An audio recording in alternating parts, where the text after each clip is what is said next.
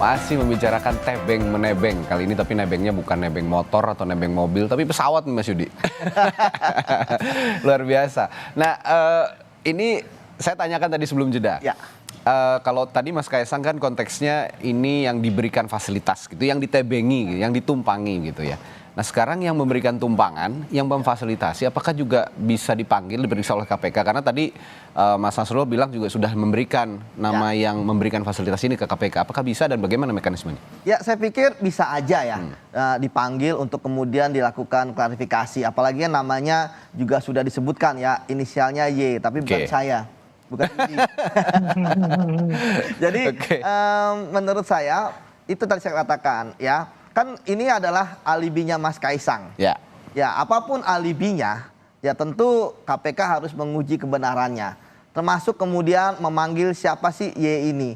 Yang tentu kalau saya melihat ya Y ini kan belum jelas ya apakah dia warga negara Indonesia atau bukan.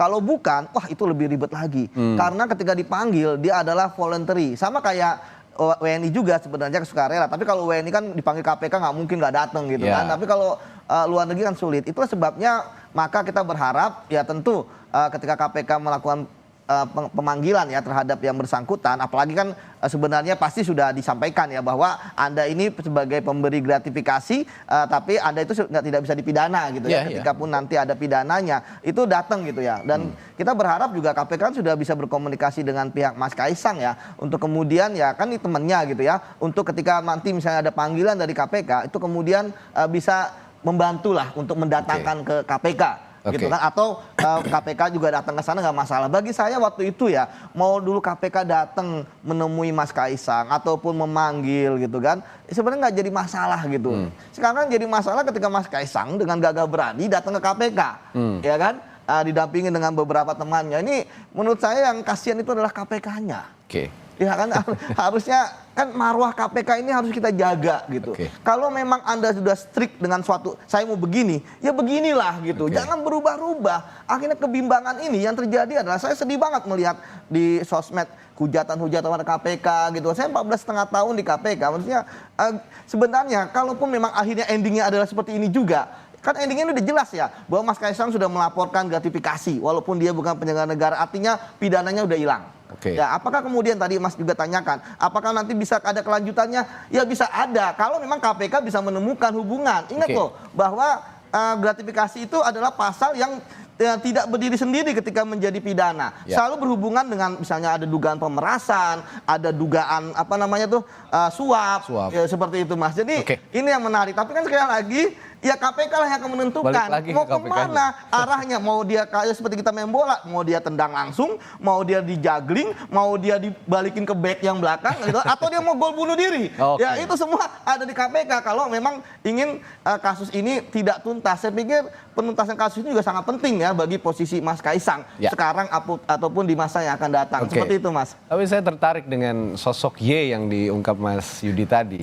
Mas Nasrullah, sosok Y ini teman Mas Kaisang, teman bisnis, teman main atau teman apa ya Mas Nasrullah? Iya, pokoknya ada lah Mas. Pokoknya ada lah. Nah, itu saya pengen tanya juga. Gimana Mas Nasrullah? Pokoknya teman lah, teman. Teman lah ya pokoknya. Tapi begini. Dan bertemannya bukan dari tahun ini, maksudnya itu udah beberapa tahun lah berteman. Tapi saya coba mau tanya juga, Mas Kaisang itu kan nebeng ke Amerika ya, melalui pesawatnya sosok Y ini. Pulangnya ke Indonesia melalui pesawat yang sama dan nebeng juga Mas? Enggak. Enggak pulangnya pakai pesawat komersil. Pulangnya pakai pesawat komersil. Jawab udah. Ini soalnya ada anggapan katanya pulang pergi kok nebeng bisa begitu, ternyata enggak ya, pulangnya itu pakai pesawat komersil. Ada yang mengatakan seperti itu. Terkonfirmasi. Tapi saya tanyakan nih ke Mas Egy. Mas Egy, tadi kan kita sudah bahas nih kalau sosok Y ini yang memberikan fasilitas itu bisa saja diperiksa begitu ya, dipanggil oleh KPK. Tapi menurut Anda seberapa signifikan sih sosok Y ini jika diperiksa oleh KPK bisa menjelaskan duduk perkara masalahnya yang menjerat Mas Kaisang ini sekarang? Ya, sebelum itu saya mau menyampaikan juga ke Mas Nasrullah, sampaikan aja Mas, jangan ditutup-tutupi ya.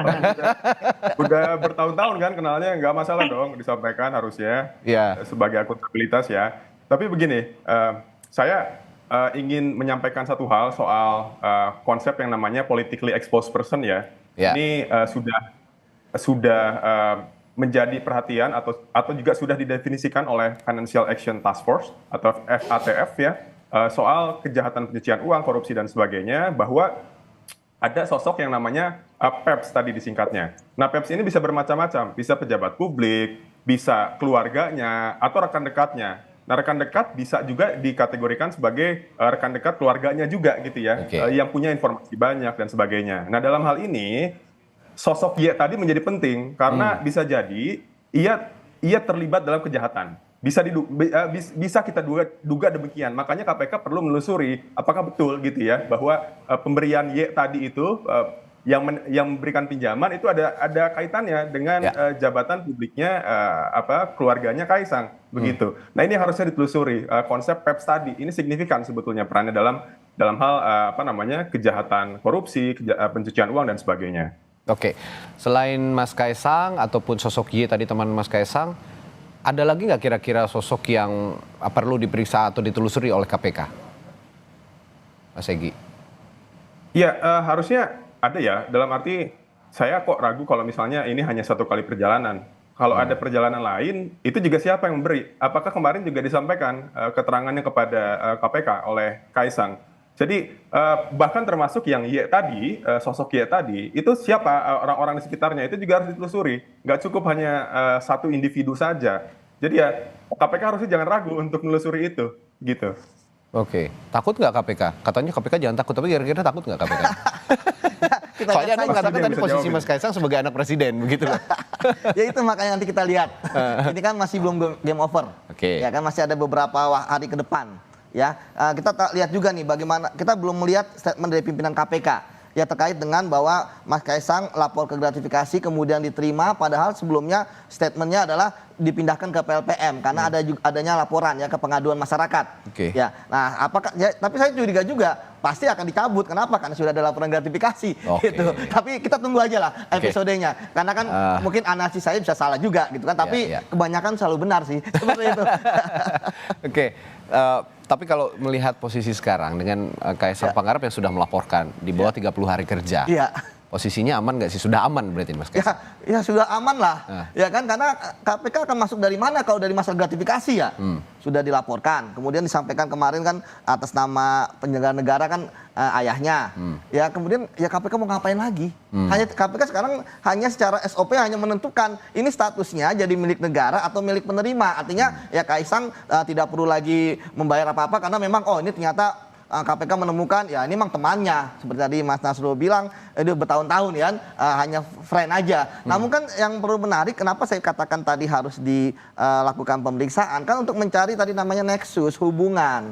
Ya, hubungannya itu seperti apa? Ya, apakah hanya hubungan pertemanan kayak saya sama Mas gitu ya, atau ada hubungan bisnis, dan ketika ada hubungan bisnis apakah ada kaitannya dengan bisnis proyek di Indonesia yang berhubungan dengan pemerintah ya kan, atau yang butuh ada campur tangan pemerintah untuk membuat aturan terkait dengan bisnisnya kan, tentu banyak. Ya, tapi ya sekali lagi kan dugaan-dugaan ini baru bisa diverifikasi ketika mempunyai fakta-fakta dengan pembuktian-pembuktian yang didapatkan oleh KPK. Tapi saya pikir kan sebenarnya teman saya di KPK ya ilmunya sama dengan saya gitu kan, nggak kaleng-kaleng juga mereka lah, gitu kan. Saya pikir mereka akan jernih dan profesional untuk menentukan. Tapi masalahnya nanti statusnya apa ya, status itu nanti yang menentukan adalah pimpinan KPK. Seperti itu Mas. Ini kemudian menarik juga kalau gitu ditanyakan ke Mas Nasrullah, kenapa harus ditutupi gitu loh Mas Nasrullah, teman Mas Kaisang yang bersosok Y, yang ini berinisial Y ini. Karena tadi kalau memang diungkap kan kita bisa bantu semua, karena Mas Kaisang ini seorang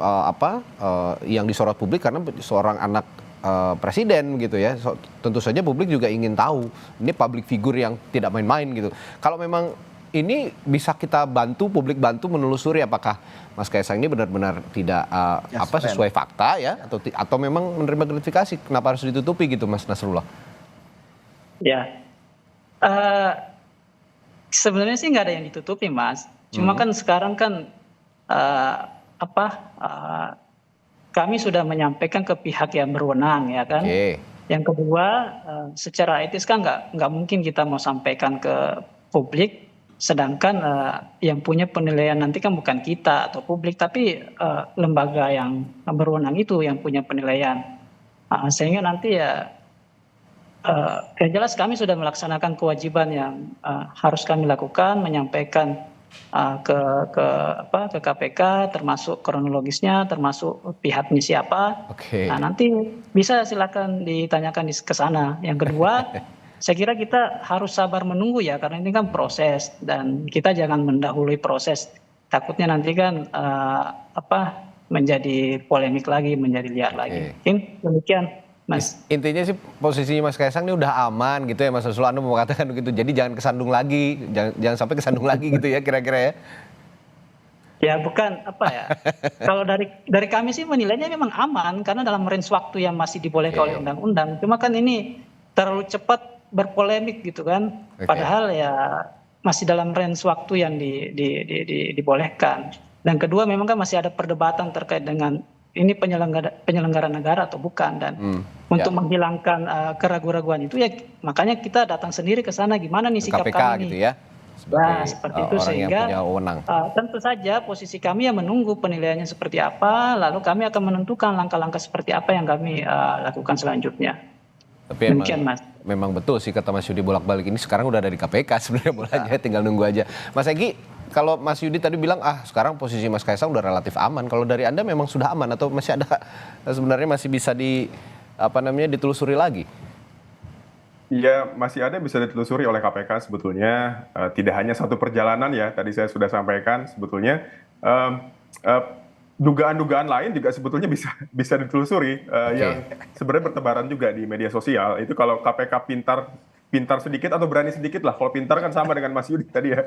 Kalau berani sedikit bisa telusuri. Kita punya presiden dalam hal ini kasusnya Rafael Alun misalnya.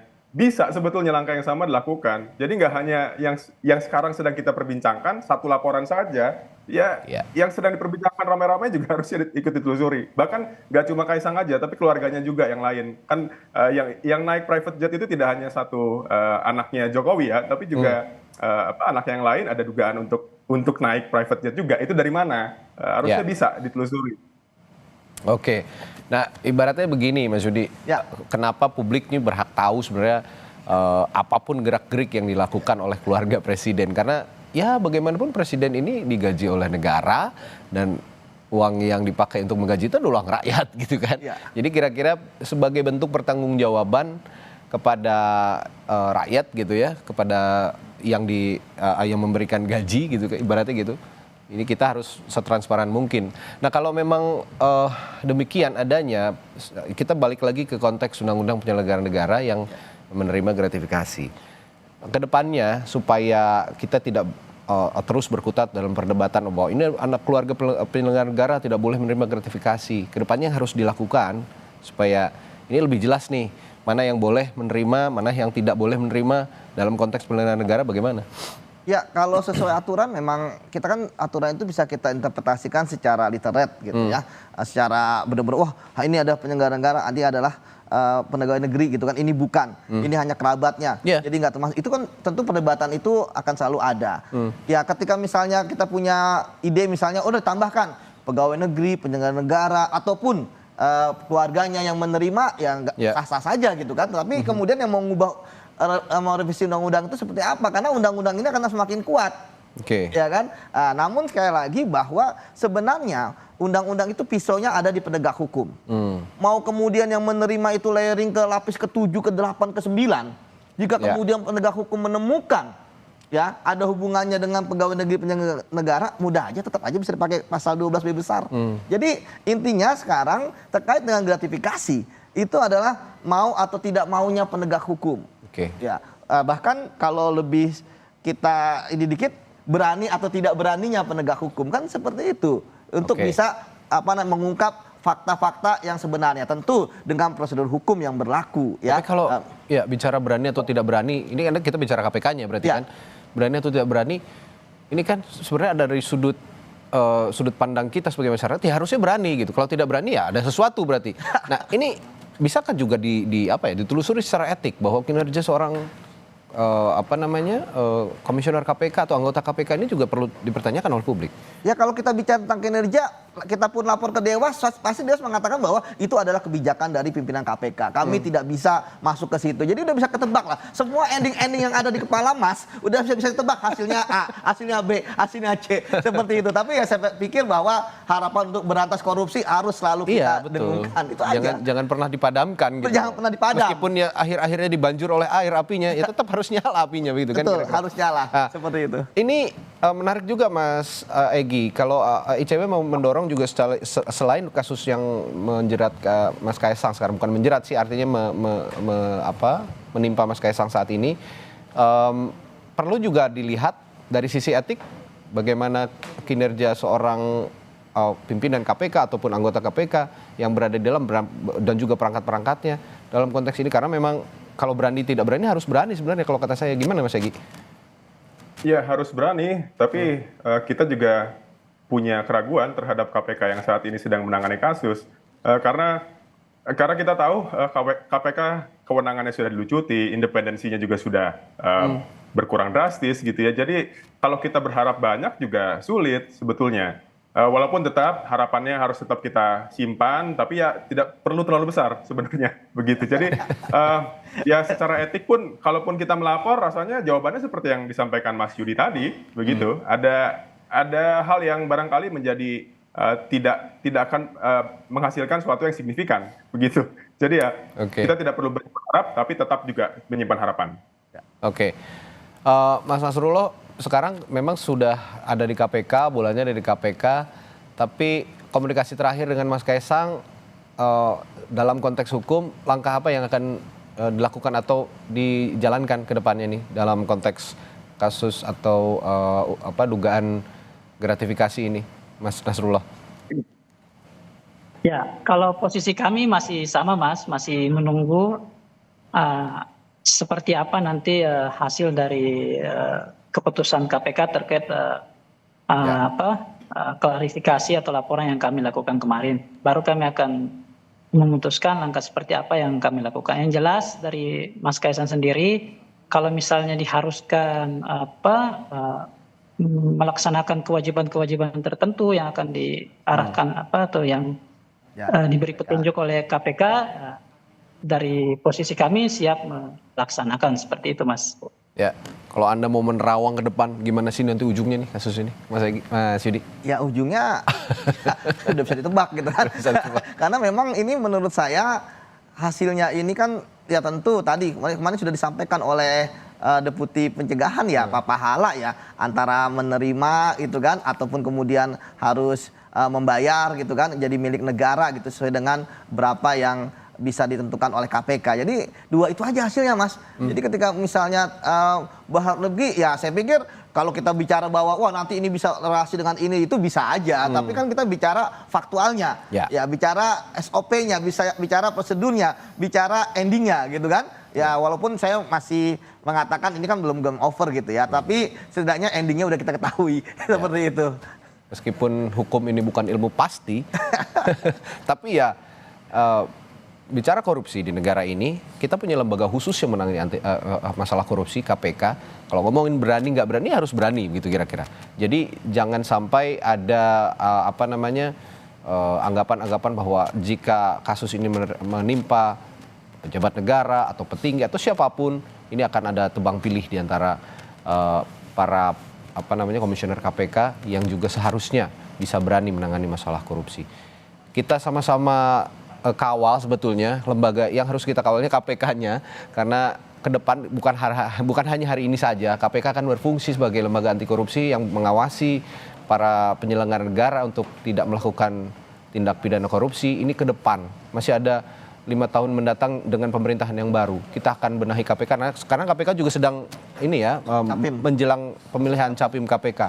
Ini juga yang sama-sama kita kawal bagaimana perbaikan lembaga anti korupsi ini ke depannya. Terima kasih Mas Yudi, mantan penyidik KPK yang sudah bergabung bersama kami di Sapa Indonesia Pagi. Lalu juga dari ICW ada Mas Egy, dan kuasa hukum dari Mas Kaisang juga ada Mas Nasrullah. Terima kasih sudah bergabung bersama kami pagi hari ini. Sehat selalu Mas, sampai jumpa lagi. Sehat Mas Egy, Mas Nasrullah. Sehat Mas Yudi, Mas Egy.